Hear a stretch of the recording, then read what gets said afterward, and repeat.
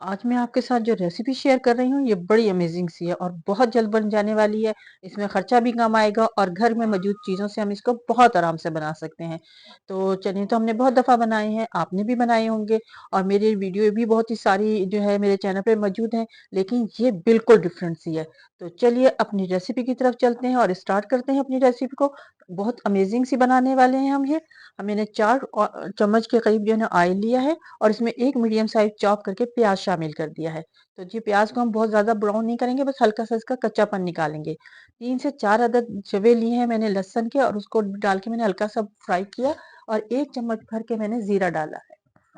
तो इसमें तकरीबन 4 से 5 मैंने टमाटर लिए जिनको मैंने चॉप कर लिया। छोटे साइज़ के थे इसलिए ज़्यादा लिए, आप अपने हिसाब से ले लें। इसमें 1 चम्मच टीस्पून नमक, 1 टीस्पून मैंने सुर्ख मिर्च का और धनिया पाउडर भी 1 टीस्पून ही डाला है। मिर्च नमक आप अपने हिसाब से कम और ज़्यादा कर सकते हैं। तो जैसे ही टमाटर टेंडर हुए हैं तो मैंने इसमें 1 शिमला मिर्च को चॉप करके डाल दिया है और 4 चम्मच के करीब मैंने केचअप इसमें शामिल किया।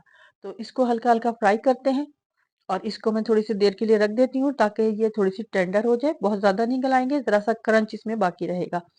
तो जी, मेरी प्याज़ और सब चीज़ें जो हैं वो नरम हो चुकी हैं। तो मैंने 1 कप बॉयल चने जो हैं इसमें शामिल किए हैं और 2 अदद हरी मिर्चें शामिल कर दी हैं और इसको मैं थोड़ा-सा फ्राई कर रही हूँ।